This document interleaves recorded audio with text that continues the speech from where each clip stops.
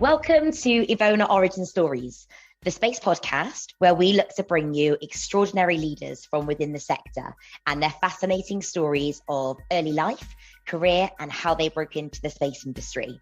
This is our first episode, and today's guest is an incredible example of a powerful, determined woman in business. One of the first women to ever lead a space business to go in public, with the business listing late in 2021. She was one of the first women to be able to fly combat in the US Navy before turning into a successful astropreneur. This lady has a properly inspirational story. She's overcome things at every single hurdle, and she managed to turn her circumstances into success. A truly unique story and an incredible woman. So, ladies and gentlemen, please welcome Carol Craig.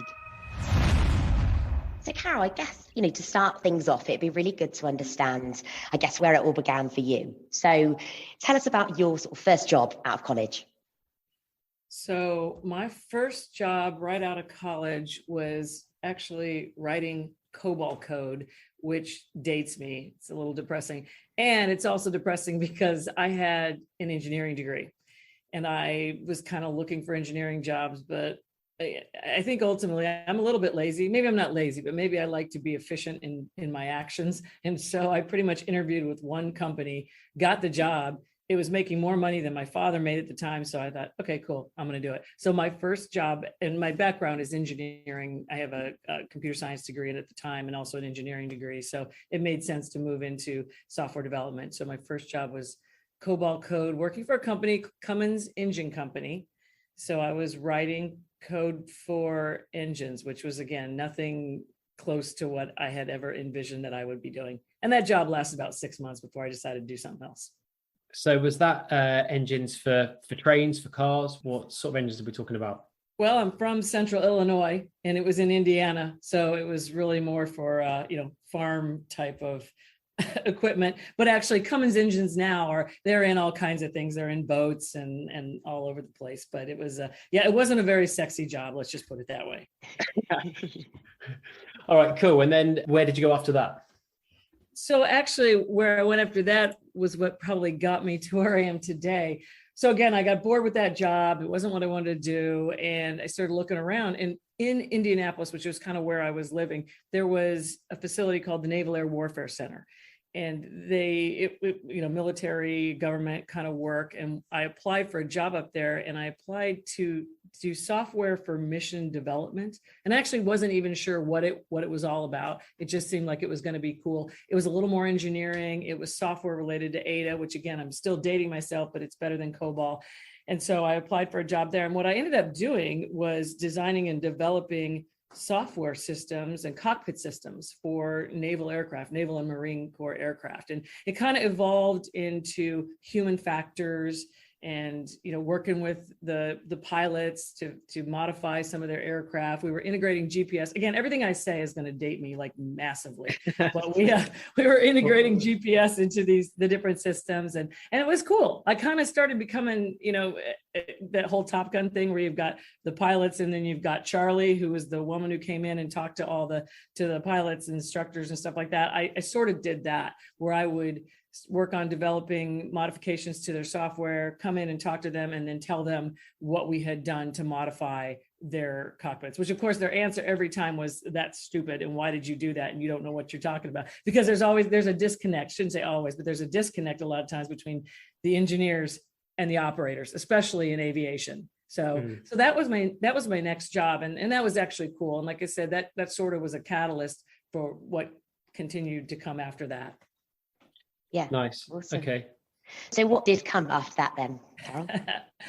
What came after that was envy. So, I was talking to all these pilots, and I would do my brief in front of them, and I'm sitting there having to wear high heels and skirts and really uncomfortable clothes, and I'm looking out, and they're all sitting there in what looked like pajamas. They're wearing their flight suits.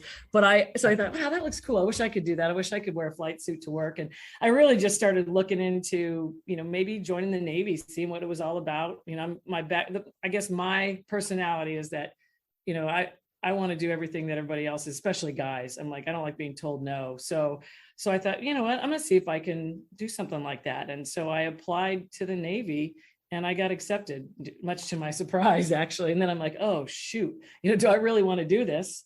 And what I got accepted to was AOCS, which is Aviation Officer Candidate School, which is like officer and a gentleman.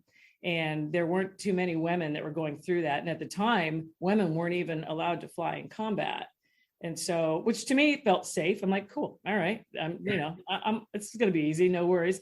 And then also I was applying to be a naval flight officer because I had bad eyes. And I actually didn't really want to fly front seat. I just wanted to kind of sit in the back of the airplane and do my engineering and, tell the guys or whoever where to go. So again, much to my surprise, I got accepted. And then I had to decide, am I going to give up this really well-paying job and join the Navy? And I decided to go ahead and do that. And then a couple other things happened right after that. This is kind of the series of surprises, is that at that time, they decided to allow women to fly combat. So I was one of the first women who was eligible to fly in combat in the Navy. And that meant we had to go to SEER school, which is like POW training. And then they also decided that naval flight officers should learn to fly front seat, which was another, oh crap kind of moment, because I hadn't planned on flying front seat and I was actually afraid to fly. So it was one of those kind of moments of like, what was I thinking? But I was pretty much committed, and so I went ahead and accepted it, and I went into AOCS and joined the Navy for a couple of years. So was that job based out at sea, or was it based on land? So it was land, because it was P3. Once I went through and got winged and got the aircraft that I was supposed to be flying in, it was a P3 Orion, and those guys are definitely land-based. But there were some good places to be stationed, and one of them was Hawaii. And for some reason, nobody ever wanted to go to Hawaii. I know. I was kind of like, I'll go to Hawaii, because they give you extra pay to go out there. And I don't know, maybe it's because I was single. Others had kids, and they didn't like the school system. So yeah, my first duty station was Barbers Point, Hawaii. So not a bad gig. Nice. And then, so how long were you based out there for then?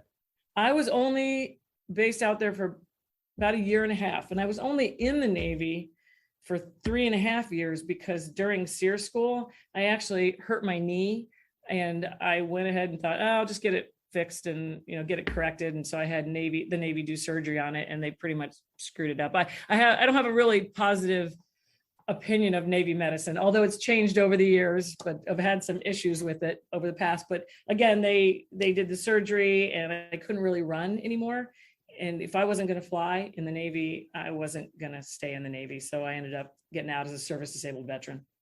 Oh, okay. Yeah. I guess what's the point of being there if you can't do the thing that you really want to do? Yeah, exactly. Yeah. And like you said, it must have been interesting, because in terms of the male and the female split then. So you're obviously there for quite a short period of time, but did you see much change there in that time, or did it still feel kind of very male heavy? It was very male heavy, and it still is. And so if you go back, and like I said, I was engineering, that was very male heavy. I think in my classes, I went to University of Illinois, and we had 300 some people in one of our engineering classes. And honestly, there were like 5 women, and I was one of them. And so throughout my career, I've always kind of gravitated toward or been a part of male dominated areas. And while I was going through flight school, there were really not too many women coming through. The one issue I did see is there was almost I wouldn't say unfair advantage, but the military seemed so desperate to be diverse that they were pushing women through almost to the point that they weren't ready. So it was even kind of dangerous maybe. And you can, people can go back and read that one of the first women to fly jets actually had a accident off of a carrier, and it probably was related to the training and that pressure of, getting there first kind of. I know that I had one incident where I was flying front seat, and I made a mistake, and I what they call cycled the gear. I put the gear down too early. The instructor's like, oh, no, you shouldn't do that. And I just slammed it right back up, which you're not supposed to do. So I had issues. So we had to go around the tower and have them look at the gear, make sure it was down. It was all good. When I landed, the instructor should have given me what's called a down, which means, okay, you didn't pass that particular flight, but he didn't. And I'm still convinced to this day that it was because I was a woman, and there's that pressure to make sure that women get through the program. Now, I didn't suck, I wasn't going to kill anybody. So that's good news, I guess. But it's still, it's really not the way that it should be done. I think all of us want to succeed on our own merits, which eventually by the end of the program, I think people were starting to get a little more comfortable, but there's still, it was all new, and today even I look at some of the statistics, and it's crazy to me that there aren't more women that are flying in the military or that are at these higher positions. They're getting there. It's just taking time. Yeah, I mean, that's kind of the whole point of this as well, really, that we do need to start to affect change, especially in new space. When we run all the stats, there's really is a handful of roles in businesses which are at least 50% even. The vast majority is still mainly guys. And I think a lot of it is when it comes to university, I think it's just the perception really of the courses. And, the whole point of this is just to talk through people's stories to help people to understand actually there is a gap. There's also an opportunity. And ultimately, to be an engineer now is becoming very cool. I think, a few years back, it wasn't considered a cool course. Whereas now with Elon Musk, etc., it's becoming very, very, very cool to be an engineer. Yeah. So hopefully we should be able to affect change on that. So, okay. So because of the bad knee, you left the Navy. So what happened then? Was this roughly around the time when you set up your business, or? Well, yeah, kind of. So what happened was by then I had met my soon to be husband. I had transferred back from Hawaii to the States. I got out, we got married, and I started following him around. And I was having an issue finding a job because I have an engineering degree, as I've mentioned, and I wanted to do engineering because I had done the cool stuff with cockpit systems before, and it just wasn't working real well because, every time he'd get transferred, I'd try to find a job, and there wasn't much to choose from, and then he'd get transferred again. And so I had a friend who actually said I should just incorporate just for the heck of it. He's like, you know what, just go do an S corporation and you never know, see what happens. And sure enough, like within 6 months after me incorporating, my husband got transferred again because the base closed. So at that point, I'm like, okay, I quit the job that I had. It was COBOL code again at the time. And I quit that job and just followed him up to Virginia Beach, Virginia, which is where he was stationed. And I just started looking around to see, okay, I've got this company or this S corporation, what can I do? And I'll just start consulting. And that's what I did. I just rolled into just kind of the, me selling myself at, 100 back then, $150 an hour or something like that. And turned out to be a pretty good deal. So I just kind of started doing that as my own business. So that's really interesting. So there's a few things there. So you just thought, why not, basically? Or somebody else said, why not just start up your own business? And like, I think a lot of people kind of get to that crossroads, but maybe feel nervous or maybe feel like there's a big jump, it's this huge thing to run your own business. So what was that experience like then?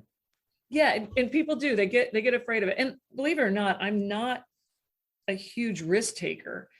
Although if you look back at my career, I jumped from one thing to the next, but that's because I get bored. But when it came to the company and incorporating and doing the consulting, I kind of realized that I could have this on the side if I wanted. I could make it my primary. I could still have a job. So what I ended up doing in Virginia Beach, besides incorporating and starting kind of the side consulting business, I ended up working for the Naval Weapons Center that was there that trained a lot of the pilots and in some of the, I won't say Top Gun, but it was more some of the weapons types of things. And so I started teaching mission planning for the pilots there, but I could do that at the same time as building my consulting company.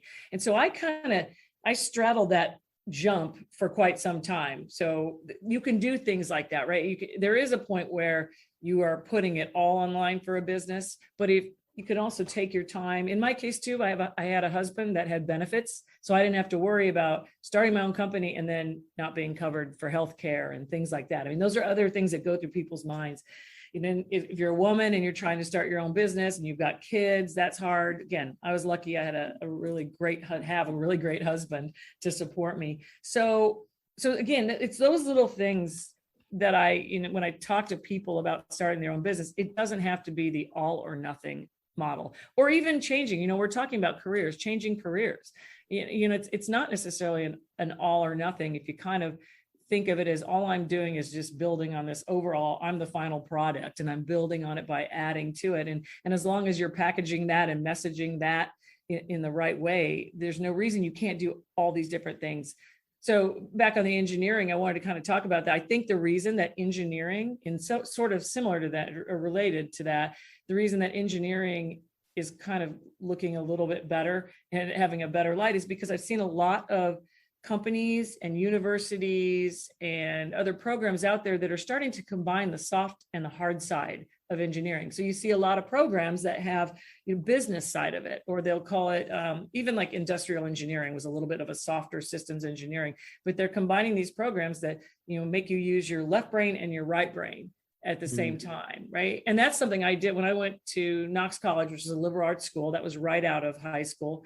And I did a 3-2 engineering program. So 3 years there. And then I went to University of Illinois for 2 years. So I kind of already had that left brain, right brain program in that 3-2 engineering. But now you're seeing more and more universities and colleges that are developing those types of programs. So I think that's the reason the engineering is getting maybe a better rap, because you're getting people thinking differently, and you're getting people who weren't the best when it came to math or whatever, doing engineering. There's no reason they can't do that kind of thing. Yeah, that's really interesting. The main thing, so whenever we speak to universities and the students then to us, look, how do I get a job in new space? The first thing that we say is that you're obviously very good at the engineering side, that's what you're doing for your degree, but it's all about like, how many tasks have you owned yourself? What are your soft skills like? What's your initiative like? Initiative isn't something that you can train, but you can certainly search for ways to try to, I guess, improve those skills. And it's like you say, it's the skills outside of actually doing the task that really make people stand apart at the moment. And this is one of the big issues, especially in new space as well, that we found, is that without that initiative in a startup type fast-paced environment, people will get left behind. It's pretty much the same for us. We're a recruiting firm, but just being a startup, without that initiative, it is difficult. And it's funny that kind of setting up your business there, I guess initiative was quite a big part of it. But did you have a clear strategy, or was it a case of just, you know what, I'm just going to use my skills and just kind of see what happens? Yeah, no, I probably shouldn't say this, but no, I did not have a clear strategy. I had MTSUAYG, which is make the stuff up as you go, although I didn't use the word stuff. But yeah, it was kind of, it really was. I think I knew I could learn just about anything. So I didn't have any business degrees. I was engineering, computer science. I had a minor in accounting, which I barely passed. And so I had a little knowledge on the financial stuff, but I just started reading, I just started Googling or going to, Barnes and Nobles or whatever it was to educate myself. And I think that's also something that people can do. So even if you go to the other side, let's say you aren't an engineer, you've got these great skills, whether it's people, maybe your HR degree, or maybe you've got, whatever it might be. Finance, if you still want to get into new space, it just becomes educating yourself, and it becomes understanding and showing that you can learn. Like you said, it's those soft skills.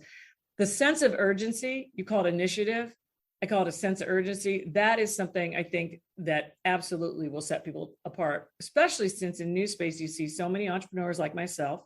And when we've got everything on the line, we feel a sense of urgency. Like, if I don't make this work, I'm losing my house, I'm losing my family, I'm losing my whatever, that's that sense of urgency, maybe to the point of being annoying.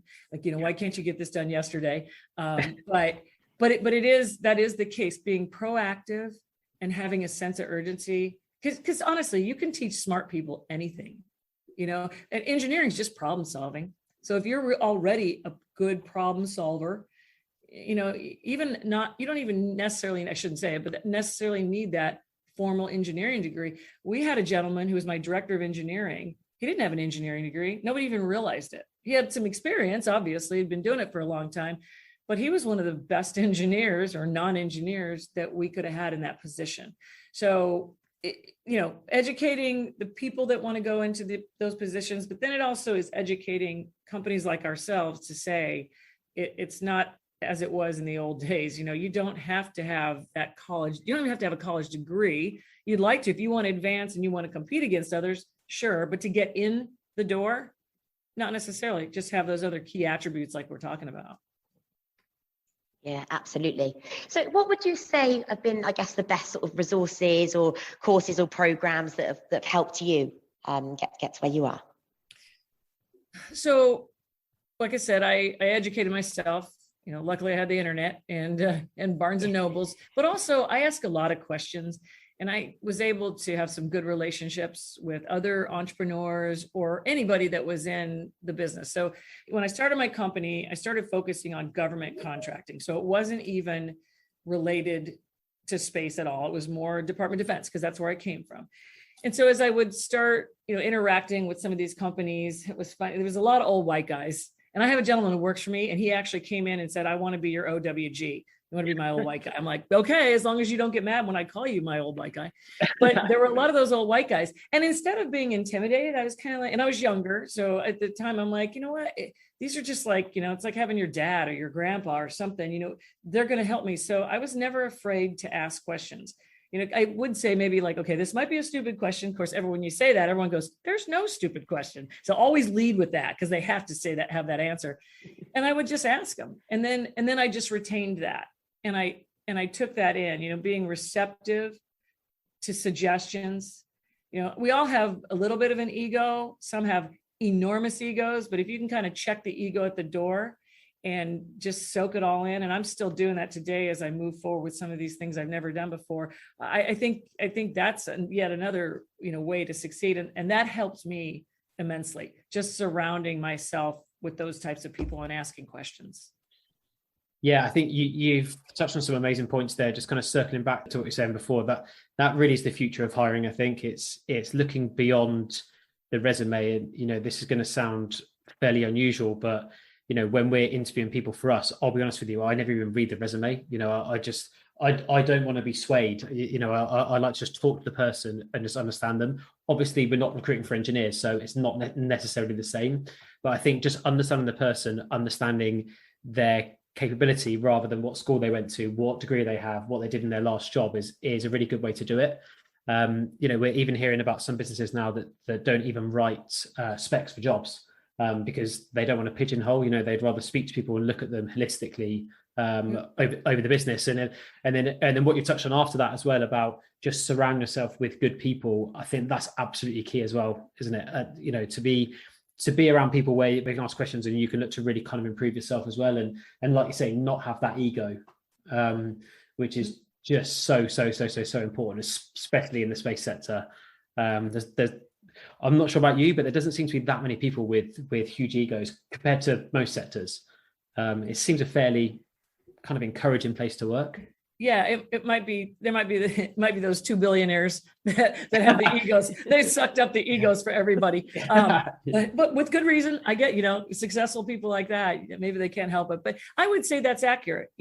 Everyone's so excited about this sector and excited to be a part of it that there almost isn't time to have an ego and think you're better or smarter than anybody else. But it's all leadership too, right? It's tone at the top. So a company has to make sure that that's their culture within the company, and so when people come in, they're comfortable they feel like they can ask those types of questions. So it still comes back to the different, the firms, the companies, the entrepreneurs, to make sure that we have that kind of a culture and that change. So I think it's really important. Like you said, the personalities. I actually do the same kind of thing like you've been saying, where I might have a resume and I'll go through it real quick and go, okay, yeah, they've got those things.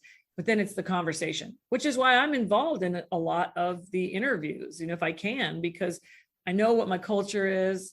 I have a different personality compared to maybe some engineers and entrepreneurs. And so I want that feel, and I want to make sure that everyone feels like they're a family. And, not that everyone can always get along, but you certainly can tell a lot about a person simply with a conversation, and I think that's what you guys know. And that's how you interview, which is great. I mean, that's the testament to why you guys are so successful. Yeah, it's so important. If you're just going to go through a checklist and say, have you got this skill? Have you got this skill? It just doesn't, it doesn't work. And it's a boring conversation. And people now are so busy that, they're just not going to give you the time of day. So you set up the consulting firm, started to kind of move up through that. So what was the point when that became the 100% focus and you began to really look to scale that business? Yeah. So my husband ended up getting out of the Navy. He had 16 and a half years. My first son was born with, my first child, one son, one daughter, was born with a rare genetic disorder. And that kind of caused us to pivot and look at, okay, what are we going to do now? We weren't sure like what his, we weren't sure what his life expectancy was going to be. Actually, it was misdiagnosed. It was terrible. And then even after we found out what his genetic disorder was, everything you read on the internet was like, gloom and doom. And so we weren't really sure what was going to happen. So we kind of took a step back, said, what do you think we should do? John decided to get out of the Navy, and that kind of forced me to go, oh, shoot, I'm the breadwinner now, because he was going to fly for the airlines. And usually when you start to fly for the airlines, you're not making a whole lot of money. And he wasn't. So I had to kind of really look at the business and say, can I grow this? What do I want to do? We also were looking at where to move to. And because of Danny, my son, we were focused on school systems, programs for individuals with special needs and things like that. And we happened to drive through Brevard County, Space Coast, on a vacation and really liked it. And my husband started doing research on the schools, and he said, this looks like a good place to live. So I'm like, okay, well, what's there? And we saw NASA, Harris, DRS, all these companies. I'm like, okay. And at this point, still, I'm a consultant. I had kind of started to try to grow it a little bit, a few part-timers to help me with my consulting stuff, but again, I think I've said I had maybe 10 employees, but like 5 were part-time and the other 5 were related to me. So it wasn't really that, much of a business at that point. But I thought, you know what, let's do it. I've been making this stuff up as I go along, so I'm like, and I was bored again. So, all right, let's see what we can do. And we moved to Brevard County. And it was there that I kind of went, okay, because now my husband's out of the Navy and he's flying for the airlines, gone quite a bit. I have a child with a disability at an 18-month-old. It was, the stuff got real quick. So I had to focus on how can I turn this into a real business. And I did. I had hired a number of my Navy wife friends because they were going through the same thing I went through, where you can't find a job because your husband keeps moving, but they've got education. And we just slowly started, kind of picking away at how to become a government contractor. And it took some time, even though I'm woman-owned, service-disabled, veteran-owned, Hispanic, you get all these check in the blocks as a government contractor with those set-asides, but they don't hand you work. So it was a lot of hours. It was a lot of stress, a lot of sleepless nights. And eventually we just kind of started to get some momentum. So I grew it focusing on Department of Defense, but I was here in the Space Coast and started to get involved. And it was relationships. That's another thing, for whether you're an employee or you're an entrepreneur, relationships, getting involved with the community, volunteering, all those kinds of things. It just like expands your network ridiculously. And that's what I did here. And that sort of was the catalyst, even more so, to get into space. And we became a subcontractor for a company that was had a contract at Kennedy Space Center. And then I just started building on that, and it just rolled on from there. Absolutely amazing. Honestly. Yeah. Wow. So even a blind squirrel finds a nut. Okay. That's the one thing I always say, because there's a lot of luck, right? If you work, you work really hard, but it's being in the right place at the right time, so I've been super blessed with kind of this transition, or as I've been growing the companies. But yeah, I mean, that is true. There is always an element of luck, but then you do kind of create your own luck, I think.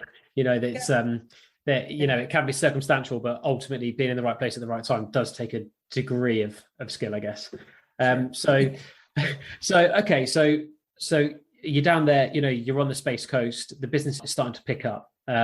So at what point did the business pivot, or did your sort of focus go from the Department of Defense and being really kind of focused on those guys and the different pieces of work, which you probably can't really speak about, over to focusing on the space industry?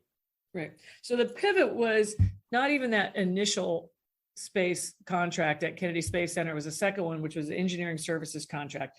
And we were a subcontractor to a large prime. We started with like 20 people, I think it was, and we grew it to 150 people. And we grew it because of the relationships, because the way we treated our employees, because how engaged we were with our prime contractor.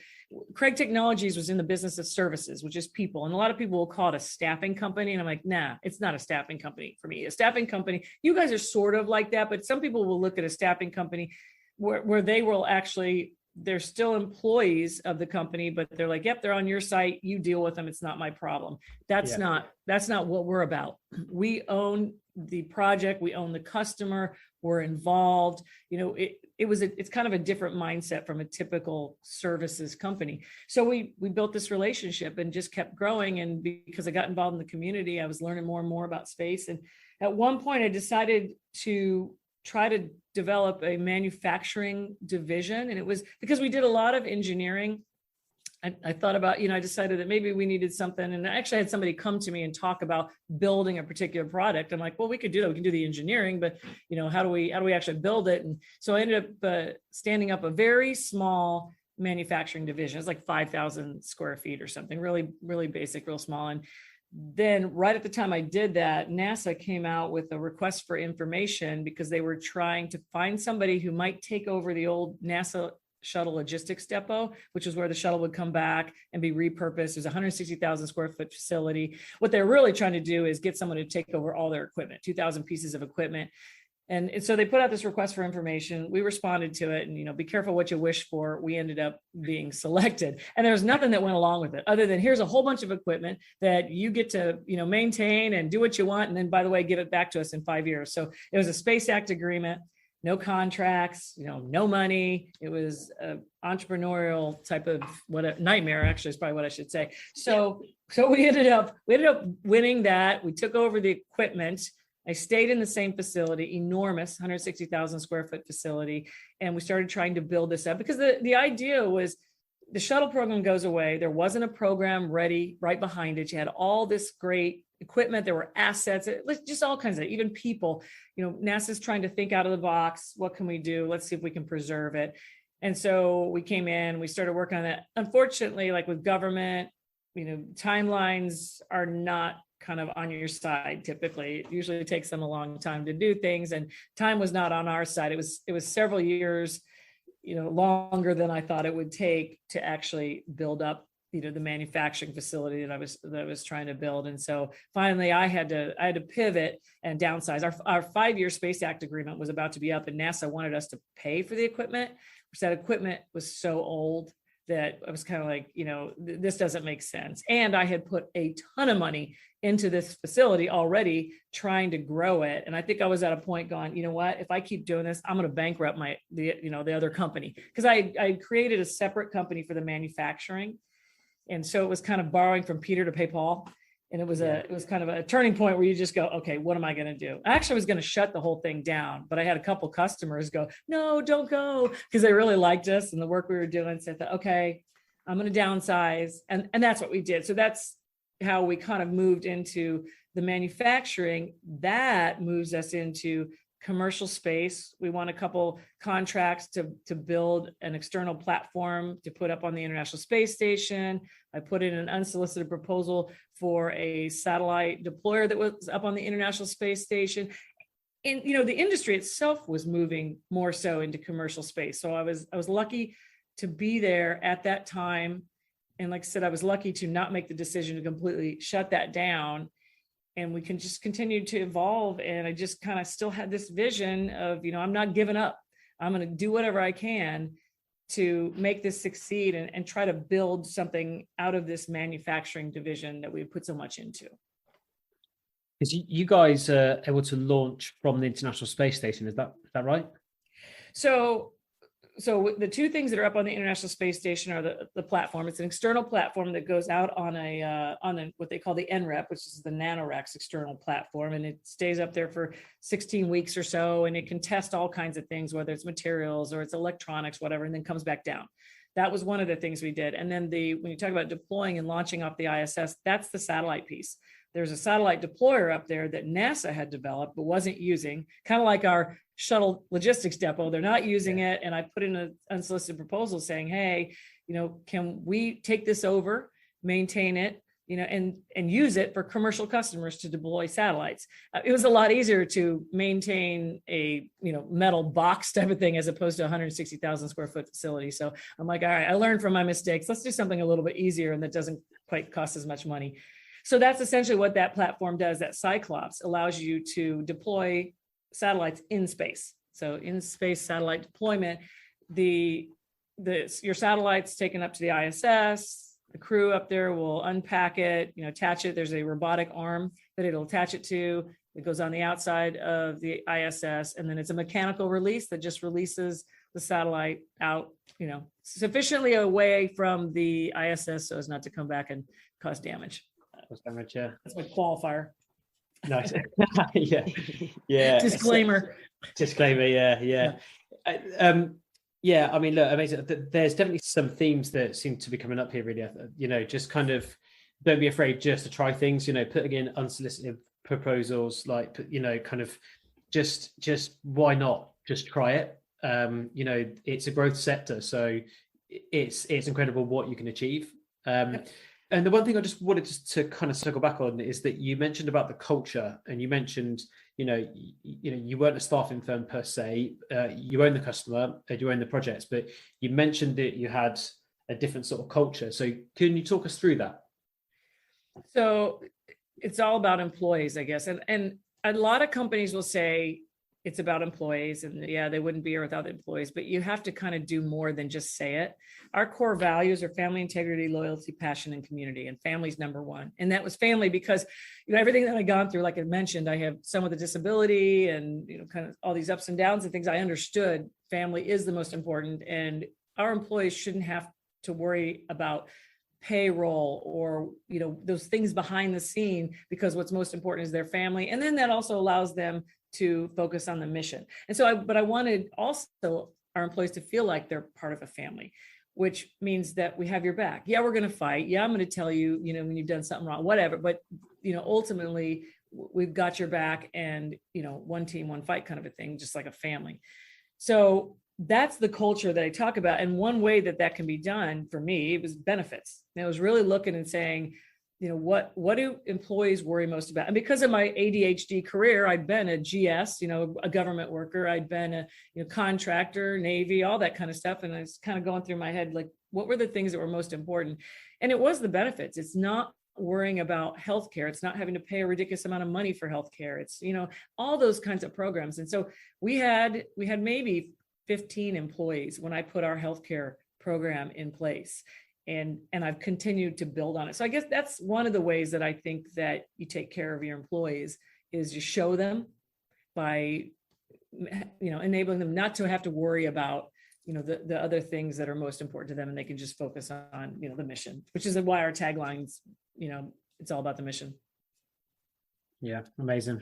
Yeah, very inspiring there. I think there are lots of companies that say this stuff, like you say, but actions do speak louder than words. And, the benefits package, the understanding that sometimes, like, if somebody needs to let the plumber in at home, why should they have to take time off work? It's like, if you look after people in their family environment, then they're more focused, they're eager to work better. So that resonates with us a lot. And makes a lot of sense.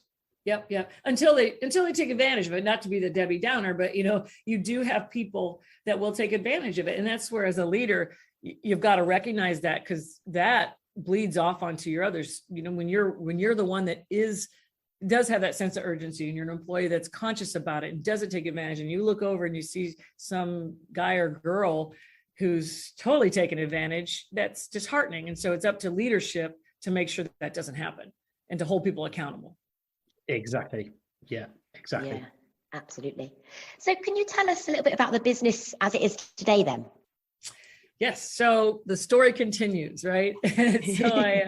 So we developed this manufacturing, we downsized. I refused to give up. We have the deployer up on the ISS. We have the external platform, and we were actually building a lot of space hardware. That's one thing that we were doing over the last 10 years, and we do really well, I believe, is build space hardware, flight hardware, ground hardware. We built hardware for every single space program, I think, that's out there. A lot of commercial companies like Blue Origin, SpaceX, and then also the government, NASA, other countries and things like that. So we do that really well. We did that over the last 10 years.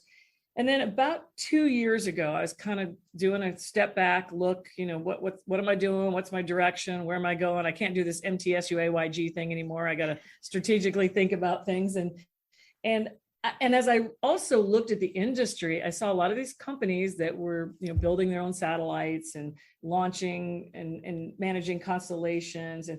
And I realized, and they were doing it actually with loads of money and an idea on a napkin. And I'm like, okay, what am I doing wrong? I need, if I had money, I could do amazing things, because I've done everything organically. I haven't had investors. I started with $150. Banks, usually were my support system when it came to money.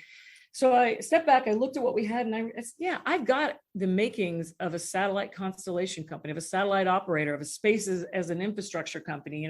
All I need to do is just pull it together and be focused and make it happen. And so I believe in creating the infrastructure first.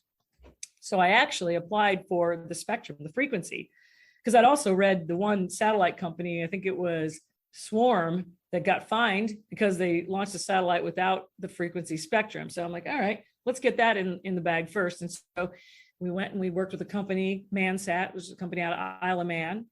We got our spectrum frequency licensing. I started to get a little more focused on our manufacturing. We have 3D printers. And I said, well, why can't we just build a 3D satellite? I mean, we could manufacture 3D satellites and it's going to be lighter than what it would normally be. And the other thing that we had to focus on was that the satellite deployer up on the International Space Station could only handle a certain size satellite because of the airlock that it goes out of. So I went, okay, so we're looking at 3D manufacture. We need it to be around 100 kilogram size. And as we were developing this thing, we started talking to other companies who were wanting to test technologies, but couldn't really afford to build their own satellites, launch them, and do all that. We're like, well, we're manufacturing this 3D satellite, so we can just integrate your technologies into it and test it. And it sounds so like, yeah, okay, sure. Why not? It's like, and maybe it's common sense, maybe it's not, but that's kind of where we evolved into a satellite operator, because I got my own spectrum, because I want to control my own destiny. That's everything that's come out of the last 22 years. It's very stressful to work for others, and then there's good things about government contracts, and I love what we do, and that's great, but you're still kind of at the mercy of budgets and the government and that kind of thing. Whereas if you move a little more into that commercial space, or you have a nice hybrid model, which is what SpaceX has, you finally get a chance to control your own destiny. And that's what we were doing, is we were moving into this satellite operator, space as an infrastructure, space as a service company, and being able to control our own destiny. We're actually targeting international countries as well. There's a lot of underrepresented countries out there who want to build their space programs, but either can't afford to do it, don't have, the backing, those kinds of things. It's low-hanging fruit for some of these larger companies. And so we started targeting those kind of companies. And in addition to our on-orbit testing platform, which is the satellites and integrating the different technologies to test it, we're also pulling down data, just like the Black Skies and other, companies that are out there, because we're going to have our satellites up there. So why not we're going to have our own subsystems, backup systems. We'll pull data down, varying types, not just Earth observation, not just SAR, it's a variety, and it can easily change as the technologies change. So it's turned into this company that provides on-orbit testing and space-based data analytics, just like other, satellite operators that are out there. And I say just like, except that we've got 22 years of experience. And when it comes to space, we kind of know space. It's not a napkin. So. Yeah, absolutely. There's another theme that seems to be arising as well, which is like, kind of think about where you want to get to, and then be very structured in the approach. So for example, with the spectrum, you're like, I've seen about another company that's been fined. Ultimately, if I get the spectrum, then when I actually build it, I'm not going to be in trouble later on. And it's another theme, we're seeing in new space at the moment, especially when it comes from like a sales perspective, is right, let's think about the end customer that we want to get to, and then let's build the sales team around the end customer, which a lot of the sectors aren't doing, whereas in new space it seems to be happening. And these abilities to cut corners, it's, the sectors moving so quickly. You mentioned there about 3D printing, you mentioned there about taking the data from space, and it's just this ability, it's like these corners are just getting smaller and smaller and smaller, until eventually you can just achieve so much so fast. So yeah, I mean, it's amazing to hear. Absolutely. Yeah. So what's the what's sort of the plan with the business? You know, is it, you know, are you looking to expand it significantly in all of the areas that you mentioned? Because it sounds like there's a few different companies within a company there. It is, and it's when I first started my company, I was told by the old white guys that I should have a niche. And I said, no, I don't want a niche, because I was convinced if I had a niche and I was focused on one thing and then the industry tanked or the economy tanked or whatever, I was going with it. So I believed in being a little more broader when it came to the capabilities, as long as there was some sort of theme. So that's why we focus on engineering and IT. It was a little more tech type of, and it's the same concept with Cytospace is the name of our company, the Space as a Service company. It's the same idea. It's doing just one thing, to me, doesn't make sense. It's in all your eggs in one basket. And because of our experience, yeah, we can provide the whole cradle to grave. So it may be like multiple businesses in one, but that's only because so many other companies just focus on one thing. In general, you know, I believe it's a full life cycle. I'm an engineer, right? So it's the requirements, upfront stuff, begin with the end in mind. Upfront is so important. So as a company, same thing, you know, to be able to look at the entire life cycle as we provide you whatever product and wherever your product might be within that life cycle, it's very important. And that's why we kind of designed the company the way we have. So and I think personally, I think it's going to work. So far it's working. Yeah.